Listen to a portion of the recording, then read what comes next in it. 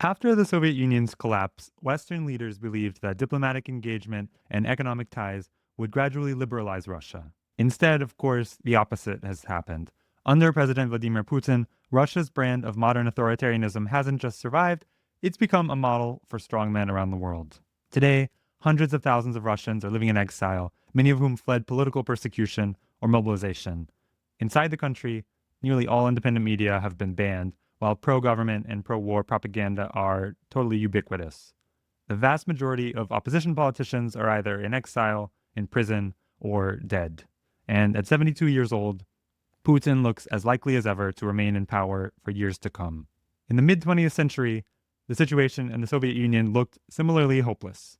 For most citizens and foreign observers alike, the USSR seemed eternal, and while it was far less common for the Kremlin to kill dissidents outright in the post-Stalin period than it is today, that era's political reality brought its own challenges. With little tradition of resistance to totalitarianism to draw from, citizens who came up against the arbitrary nature of the Soviet justice system had to create their own strategies for resisting and effecting change. Some of these people, like Andrei Sakharov and Alexander Solzhenitsyn, became household names, but the focus on their individual stories, which is in part a consequence of the biases of Western journalists of the time, can obscure the fuller picture of how the Soviet dissident movement coalesced. That story is the subject of Benjamin Nathans' new book, To the Success of Our Hopeless Cause, The Many Lives of the Soviet Dissident Movement. And it's the focus of today's episode. Welcome to the Naked Pravda.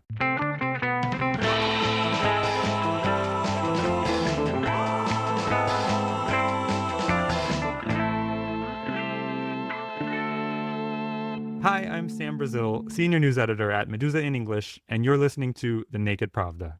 This week I spoke with Benjamin Nathans, author of To the Success of Our Hopeless Cause, The Many Lives of the Soviet Dissident Movement, which won a Pulitzer Prize last month. We talked about the unlikely figures who shaped the Soviet dissident movement, how their goals and the values they appealed to changed over time, and what their experience can offer people resisting authoritarianism today. So without further ado, here's our conversation. Welcome, Dr. Benjamin Nathans. You are the Alan Charles Coors Endowed Term Professor of History at the University of Pennsylvania.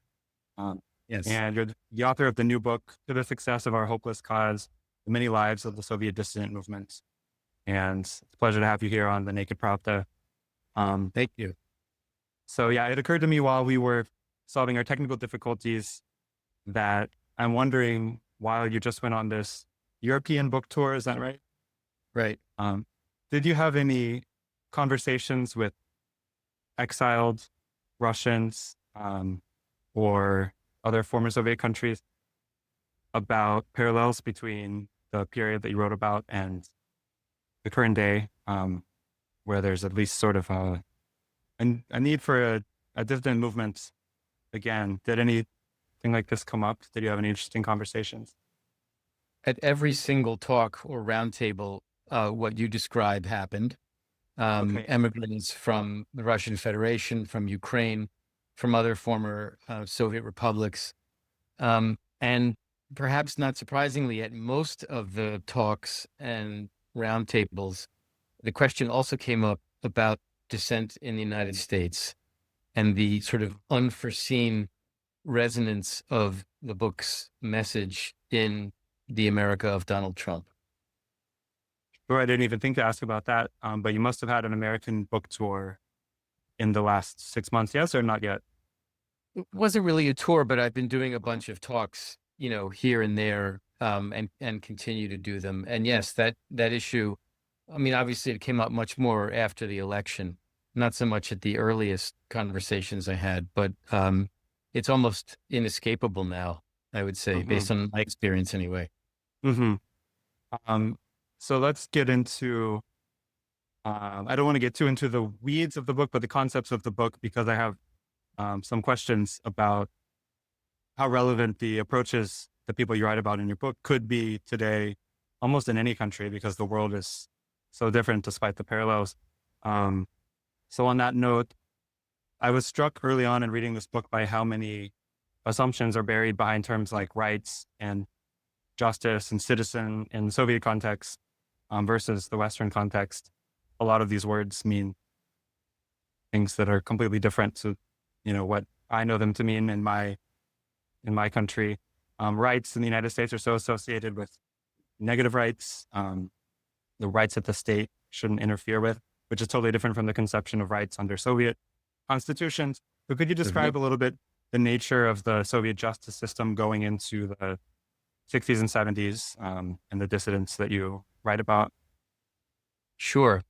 So the Soviet justice system and the legal system more generally was still very much a work in progress in the 1960s. And one of the most interesting things that I found about it when I was doing my research was that some of the most fundamental principles of any legal system, like the status of a confession, when a criminal confesses, does that end the case and establish guilt beyond a reasonable doubt? Or are there reasons to be concerned about confessions not containing the whole truth, or perhaps not containing any truth at all? The question of the presumption of innocence. Is the assumption going into a trial that the defendant is innocent until proven guilty, or guilty until proven innocent? That principle had not been settled when the Soviet Union collapsed, and the debates about it are incredibly interesting, both by professional jurists, but also by other interested parties. So there's a sense in which everything is still up for grabs.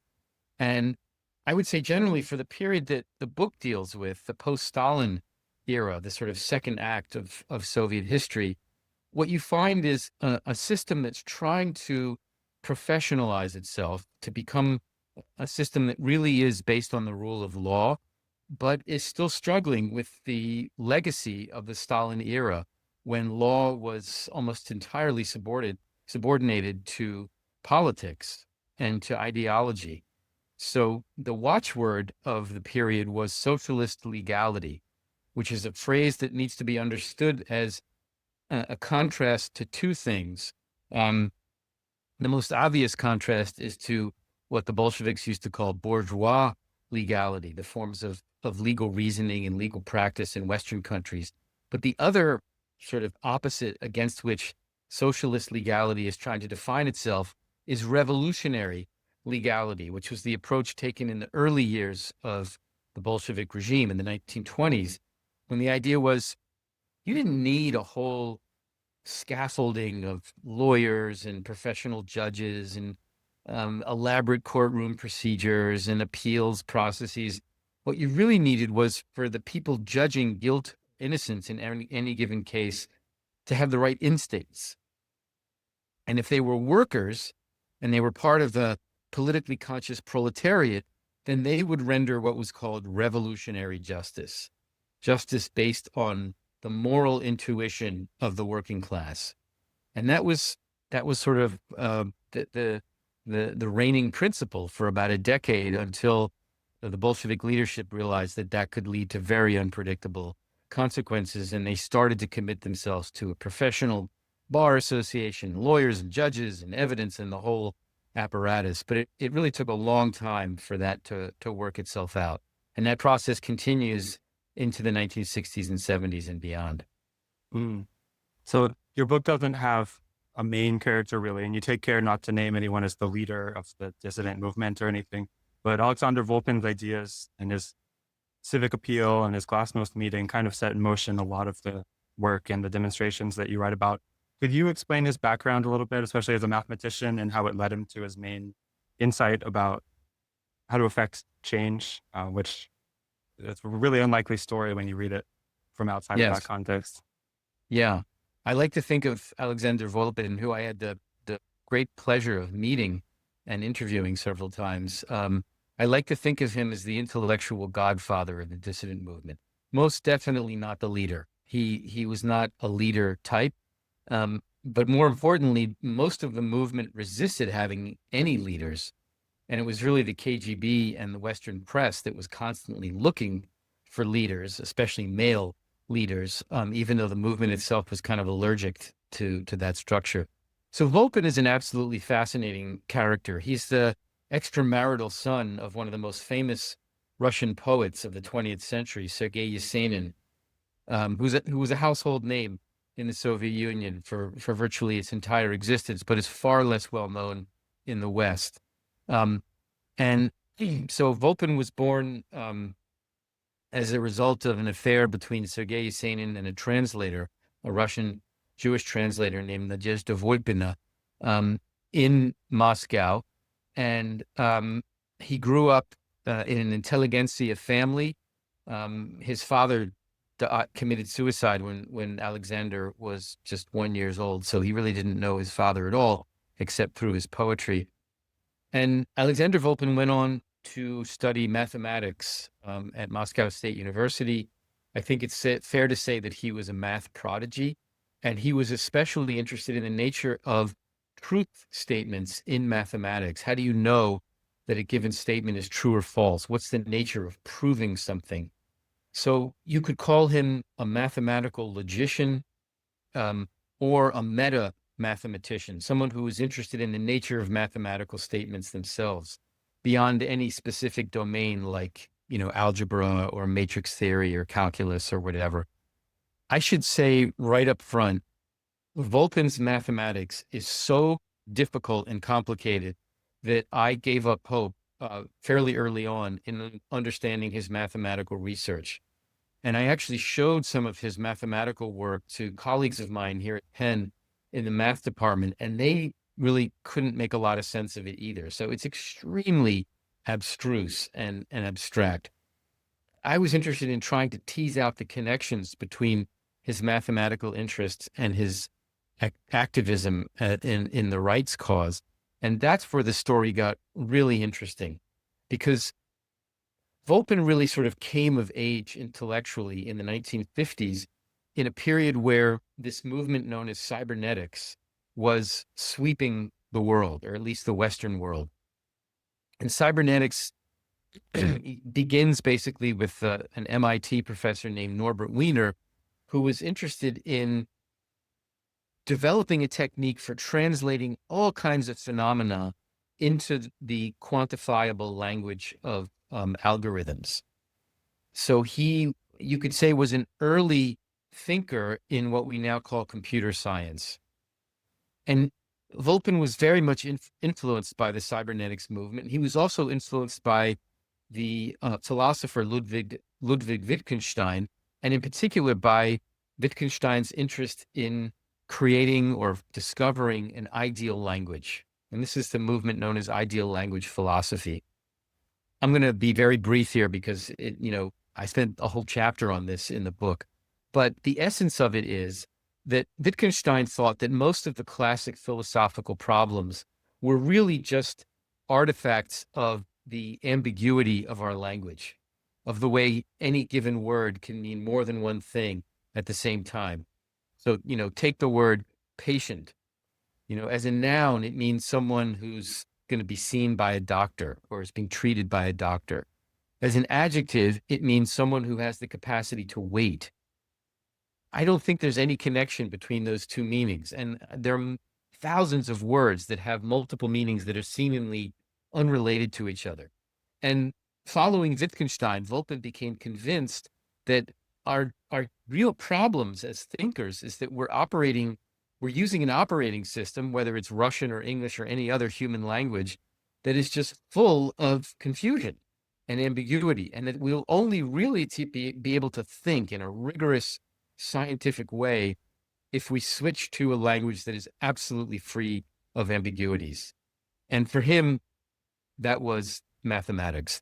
The holy grail was to be able to translate human puzzles and challenges into the language of mathematics. And he worked at this for many years, and he never succeeded in creating a perfect language free of ambiguity.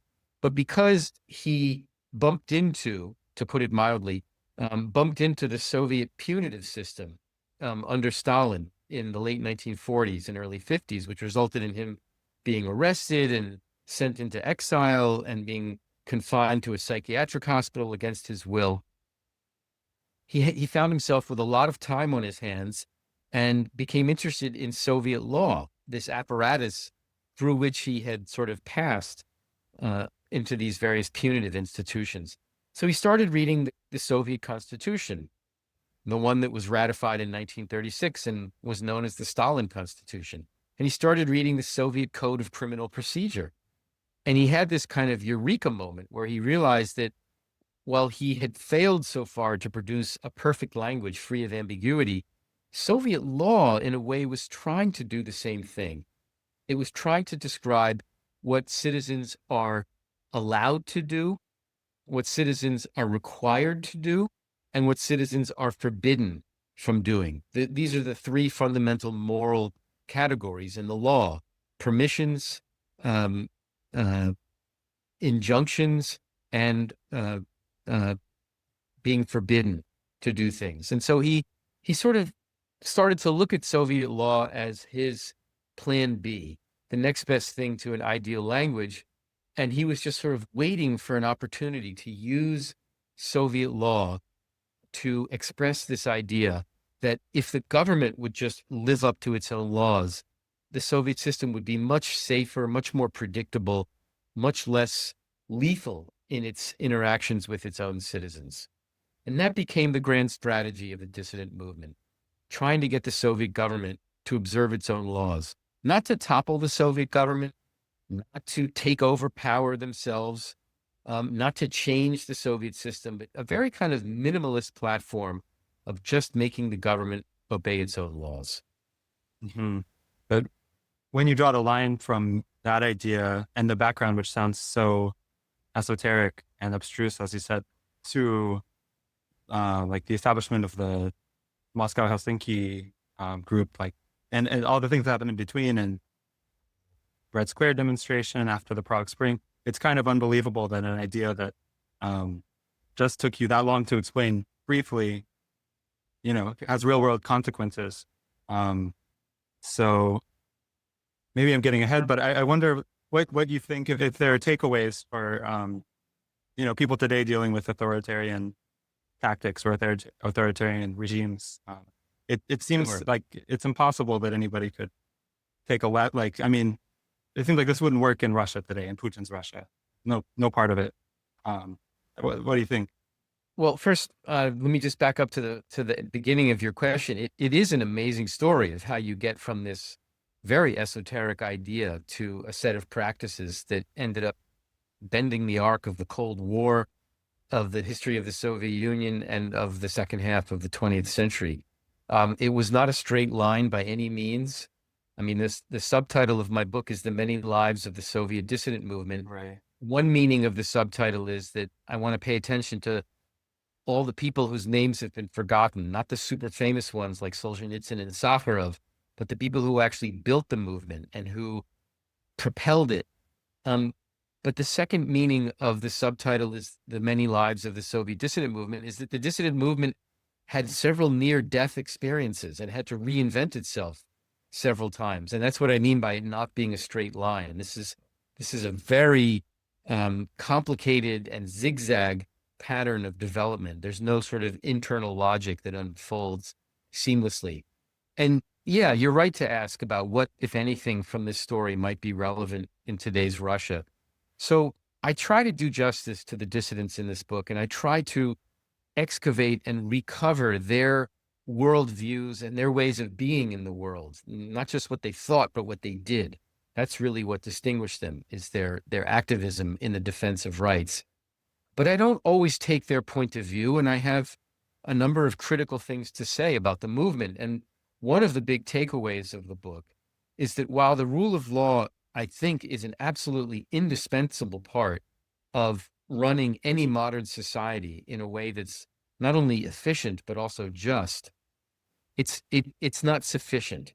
The rule of law as a platform is not sufficient by itself to launch, let alone successfully run an opposition movement. There has to be a political agenda and political ideas beyond just lawfulness. And one of the really peculiar things about the Soviet dissidents, you know, these people who became famous all over the world for being so brave politically and being politically active in the public life of their country, is that they maintained from start to finish that they were not political actors, that their movement was not political, that it was outside or above the realm of politics.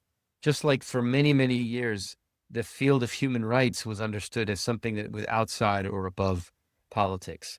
I think that's a strategic mistake to position things that way. I think law and rights, civil rights, human rights they do participate in the arena of politics.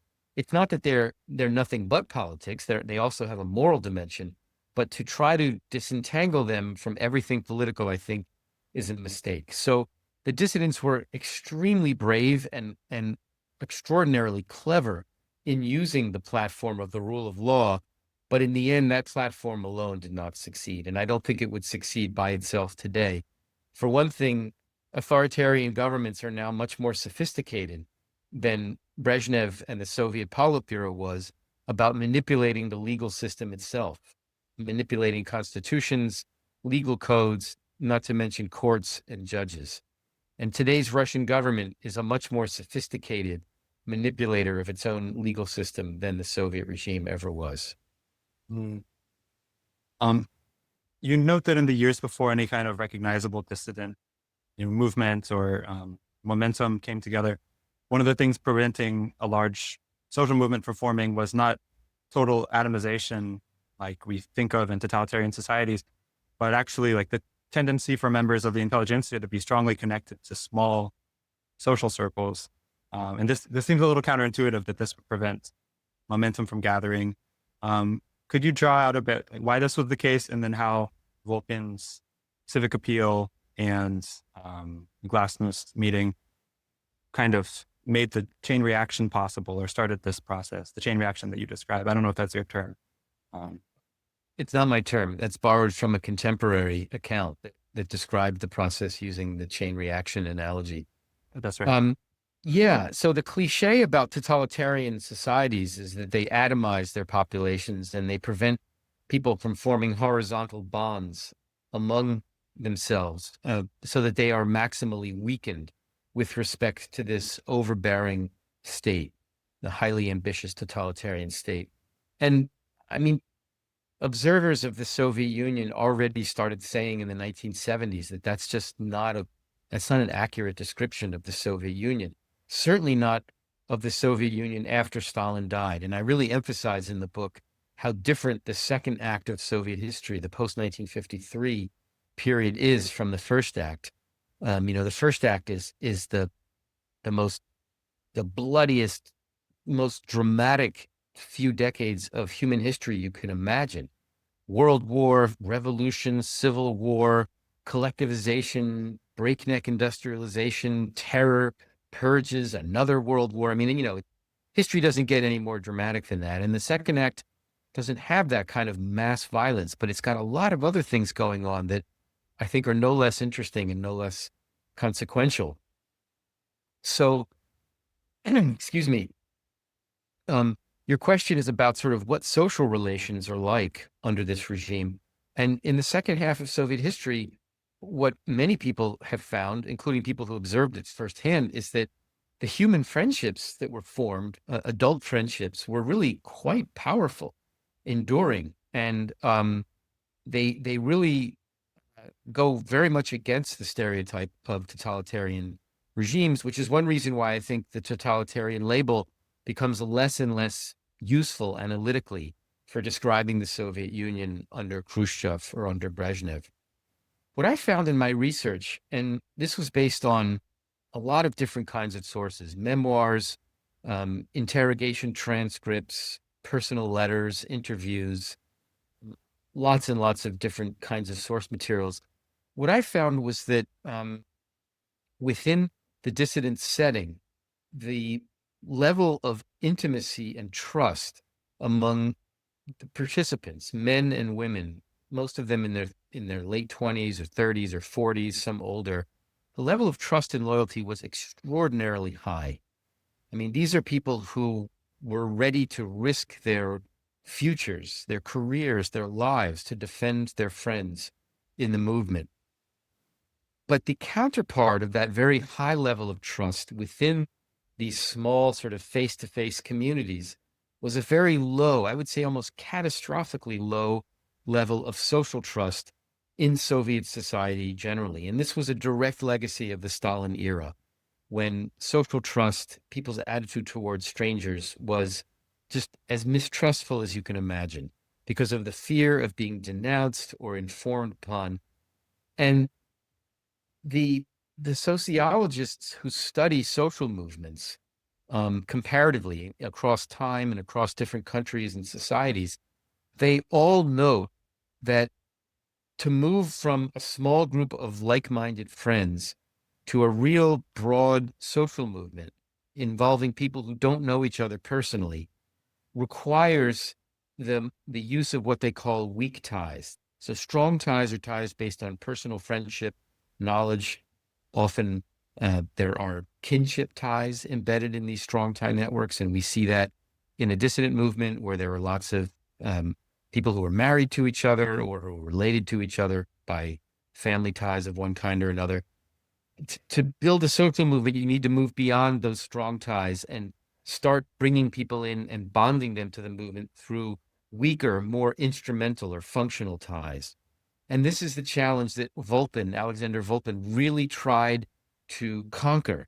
That is, when he organized the first Glasnost meeting, he really wanted there to be people there that he had never seen before. He wanted to see unfamiliar faces, which was totally counterintuitive because most people, well, first of all, most people would never be caught dead going to a demonstration like that because it was so risky. But among those who could be persuaded to take part, they didn't want to see strangers because they didn't trust strangers. And they could never be sure that those strangers weren't undercover KGB agents or people working for other branches of the Soviet intelligence services. But Volpin insisted that a demonstration can only be described as successful if you see people there that you've never seen before. And that remained a challenge from start to finish. And essentially the movement never really, its maximum success was in the year 1968, about 3 years into this chain reaction. I mean, you asked what the chain reaction was. The chain reaction refers to a genuinely spontaneous growing of the movement, expansion of the movement, whereby, people get arrested at a protest. The people who are arrested get put on trial. Secret transcripts get made of that trial, what was said by the defendants and the prosecutor and the judge. Those transcripts circulate by samizdat. The government, the KGB, goes after the creators of the transcript or the people who are circulating it, and they arrest them, and there are new protests, and it's just like it's like an avalanche. And that the chain reaction unfolded between 1965 and 1968 to the point where by the spring of 1968, almost 1,000 people had signed one or another petition or letter defending those who had been arrested and insisting that their trials be open to scrutiny by the public.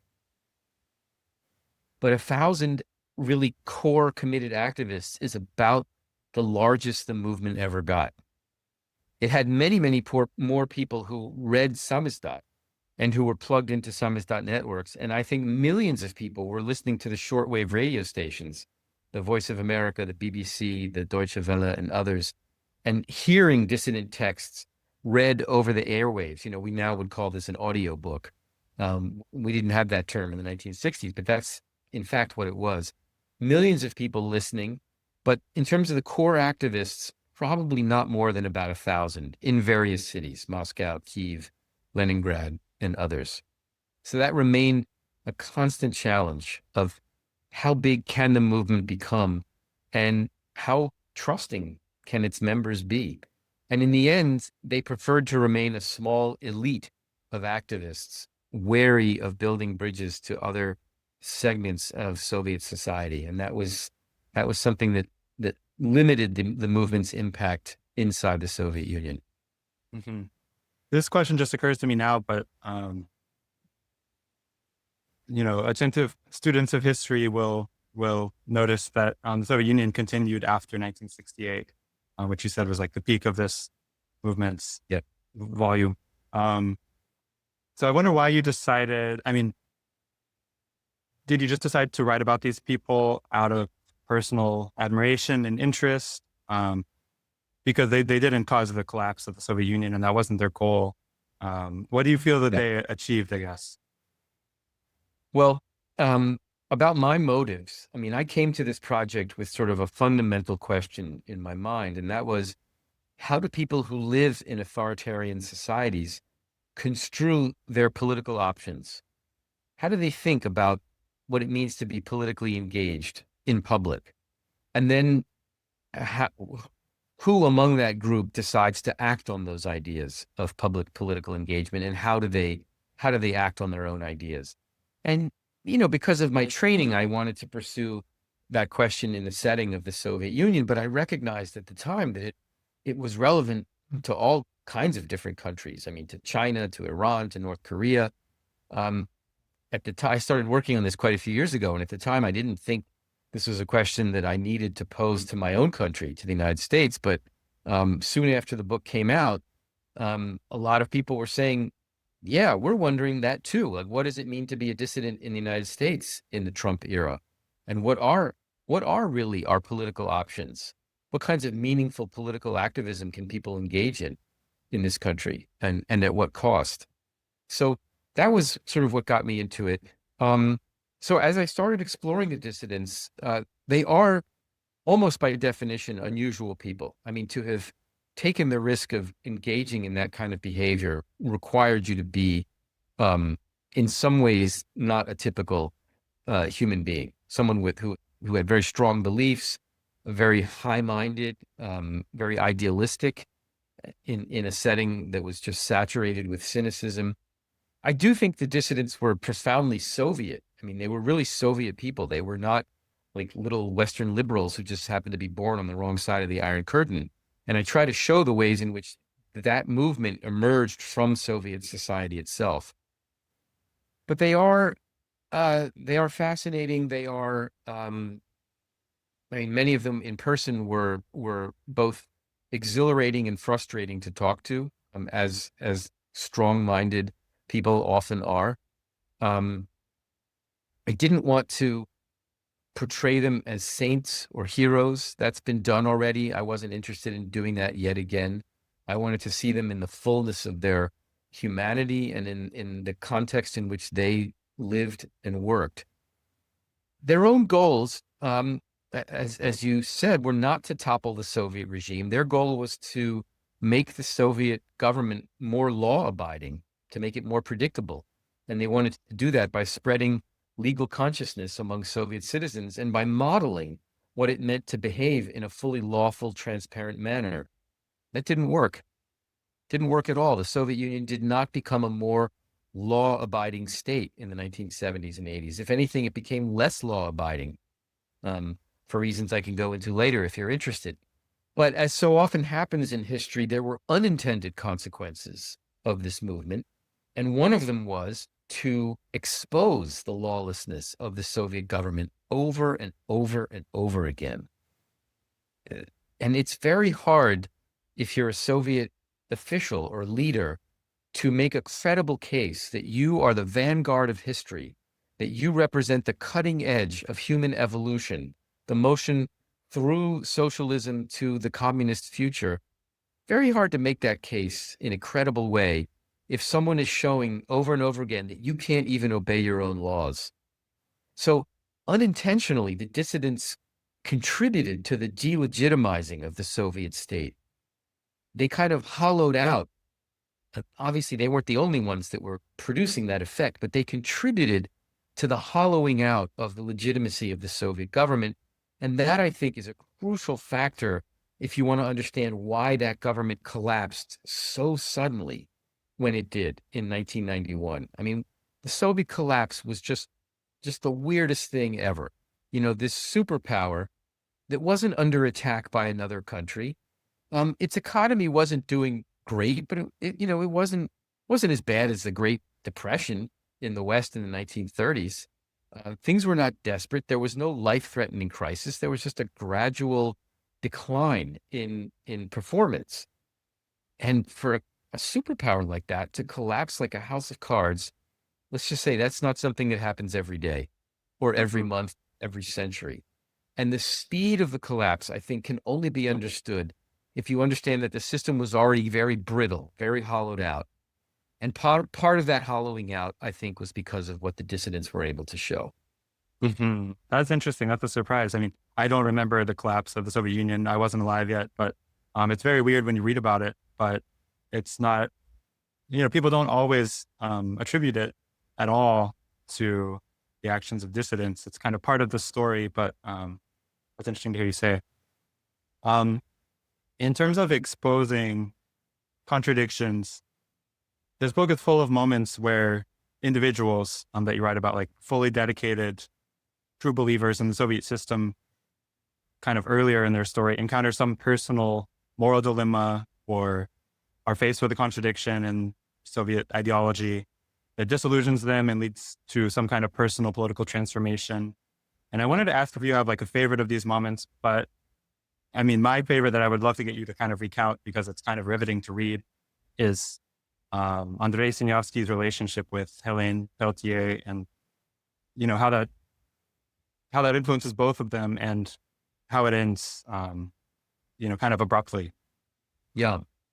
So you're referencing one of the great writers of the Soviet era, the second half of the Soviet era, Andrei Sinyavsky, who before he became known as under his pseudonym Abram Terz, was I would say, moderately well-known literary critic in Moscow.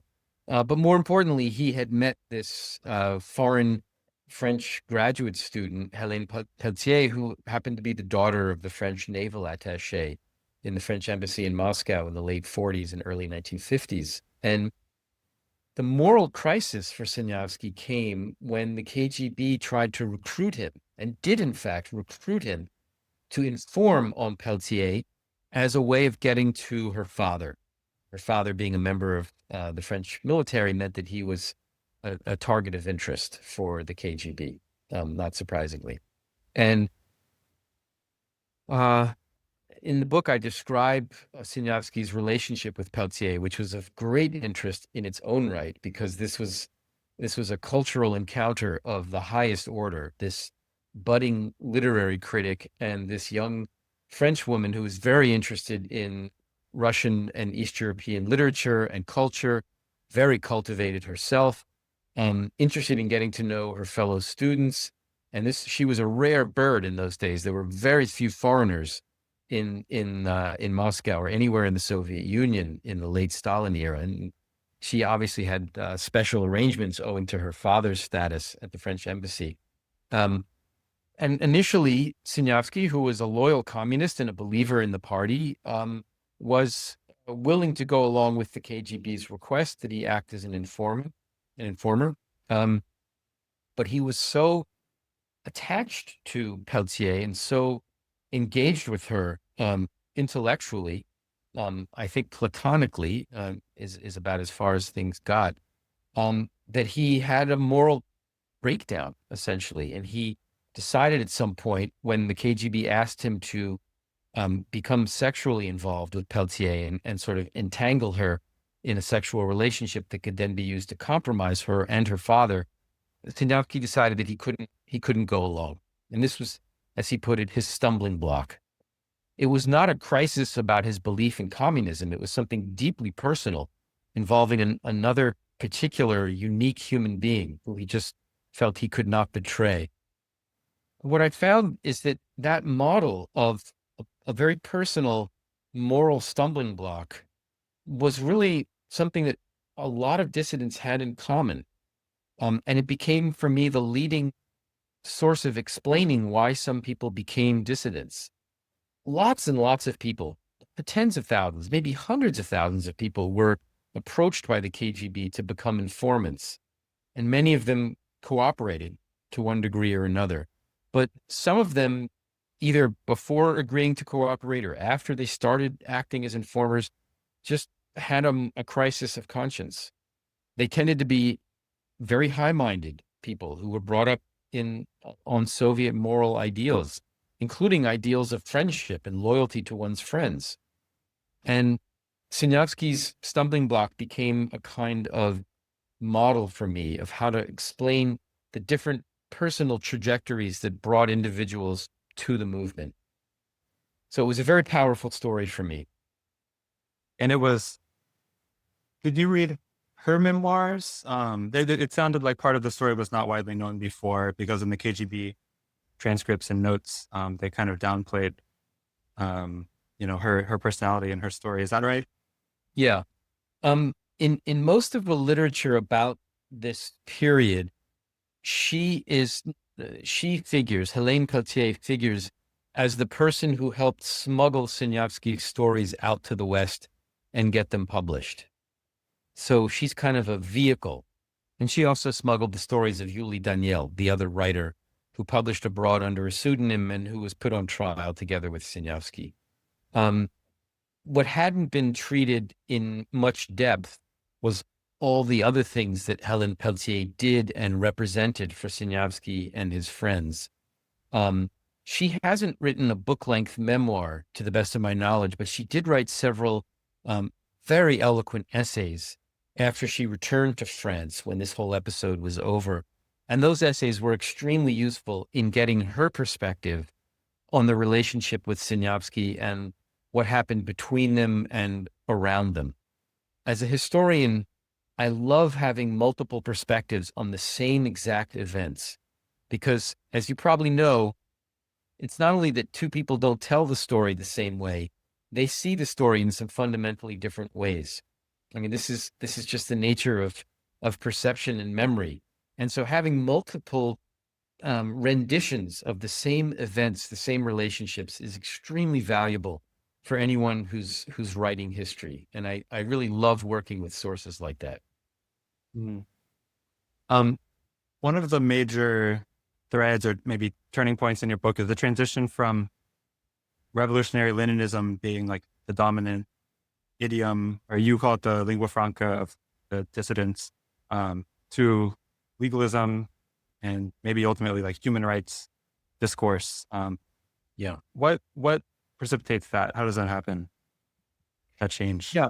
So as paradoxical as it may sound, the main intellectual driver of resistance in the Soviet Union up until the late 1950s was Leninism, Marxism-Leninism.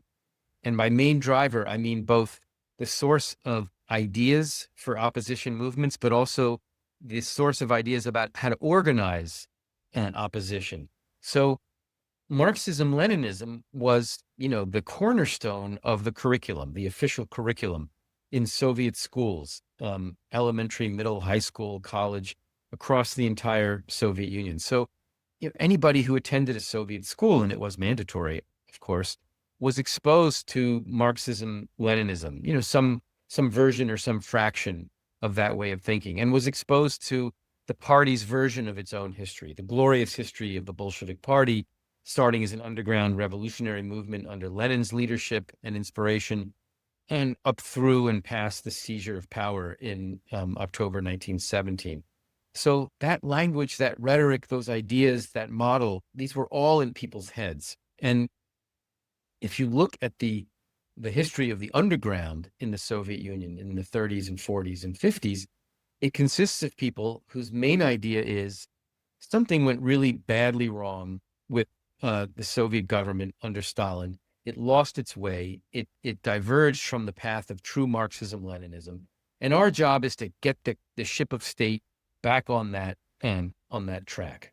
That's a mixed metaphor, but to get the train back on the track where it was supposed to be going. And they reproduced the conspiratorial language and methods of the Bolshevik Party. And all of that really was the dominant idiom of resistance in the Soviet Union. That changes in the early 1960s. And I don't have an explanation for that in the book. Somebody else needs to, I think, work on that. It's not that Marxism-Leninism disappears as a language of dissent, but it is eclipsed, I would say, by this new approach that Volpin is offering based on a very literal-minded reading of Soviet law, of the Soviet Constitution and the Criminal Code, and on the strategy of defending rights. And that's why these people really preferred to be called pravozащитники, or rights defenders, not dissidents. None of them really liked that term, although it was kind of inescapable because the Western journalists who covered the movement started using it, and then everybody else got on the bandwagon.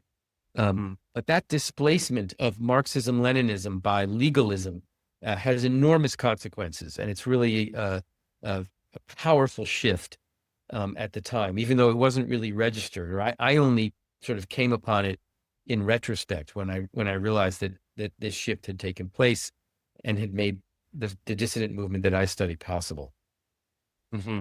You mentioned Western journalists imposing the term dissidence, and Western journalism and media coverage and radio is a big driver of a lot of the change that happens in your book. It has consequences, how quickly something appears on voices on the radio, and then millions of people hear it. I wonder if you could comment on,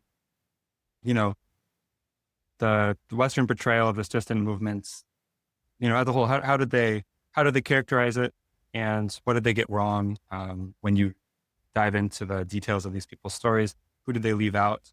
And then I'll ask a follow-up question actually after you address that. Yeah, Western journalists posted in Moscow were really critical to the movement's history because they were the mechanism by which news about dissent in the Soviet Union reached a Western audience, and then, as you said, through the voices, through these shortwave radio programs, was boomeranged back to the Soviet Union. I mean, it's an amazing communication network that the dissidents could reach people sometimes literally down the street through this shortwave satellite radio system.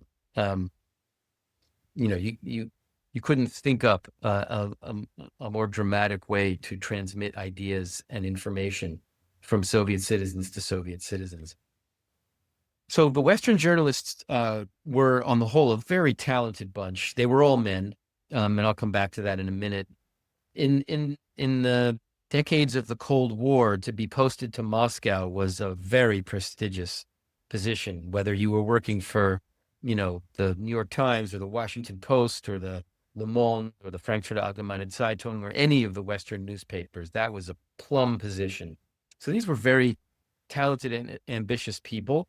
They had a very frustrating time at work because so much of Soviet society was off limits to them. And the Soviet government made life difficult for most Western journalists by severely limiting their access to Soviet institutions and Soviet people. But one of the subsets of Soviet society that was delighted to interact with Western journalists were dissidents. Not at first. They shared the fear of being seen having contacts with foreigners, but they got over that fear pretty quickly, and they quickly grasped that the Westerners could be of enormous use to them in getting the word out about what they were up to and their ideas. So I mentioned that the Western journalists were pretty much without exception all men, and that is significant in one very powerful way. The dissident movement was comprised of men and women played a very important role in the creation of some of the most important samizdat journals, in the reproduction of samizdat, in the dissemination of samizdat. They participated in demonstrations. And you mentioned a while back the famous demonstration on Red Square on August 25th, 1968, protesting the Soviet invasion of Czechoslovakia. 4 days earlier, 3 of the 8 protesters there were women. It's not that Western journalists ignored the women, but since journalists were convinced that this movement must have leaders and that the leaders were the ones that they should focus on and interview and make their names known in the West, it's really striking that they only ever assumed that the male participants in this movement could be potential leaders. And that had a distorting effect on the movement's image. And the intensity of the Western media gaze also had a distorting effect within the movement itself, because that media gaze made certain individuals extremely famous, household names all over the world. 2 of them ended up getting the Nobel Prize, Solzhenitsyn in 1970 and Sakharov in 1975. But when you shine a very strong spotlight on people, you see the people who are in the light very well, but everybody who's outside the light is cast in a very dark shadow and becomes almost invisible on the stage. And that's what the Western media gaze did. It created a kind of hierarchy of celebrity within the movement that ended up impacting the movement itself in a very personal, but also in a very political way. I spent a lot of time thinking today about media for Russians inside Russia that's produced outside of Russia, and the distorting effects and the difficulties, and the how in the West people can become household names in a way that doesn't necessarily reflect like the experience of people living in Russian regions, or how famous they are inside Russia.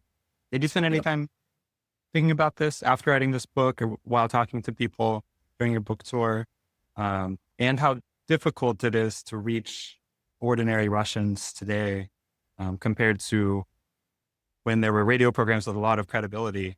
There's now the, Steve Bannon, like Flood the Zone, I think is really influenced by like Putin approach. Nobody believes anything. Did you have any reflections on this after writing this book? You probably spent a lot of time reading Russian media. Oh, sure. Yeah, I try to read as much Russian media as possible, including the media that's produced inside the country.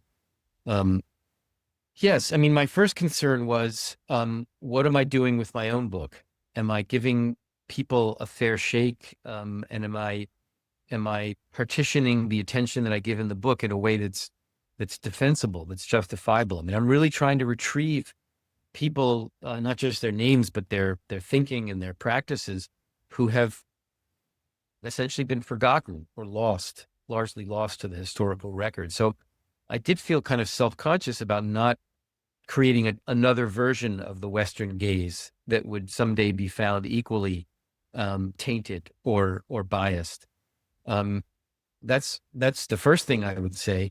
I am very keen to reach a Russian audience with this book, and I certainly wrote the book with my Russian friends and acquaintances and colleagues in mind. I don't want this to sound like, an American, or God forbid, a Cold War analysis of the phenomenon that itself unfolded during the Cold War. I'm trying to achieve a different analytic standpoint on the topic. In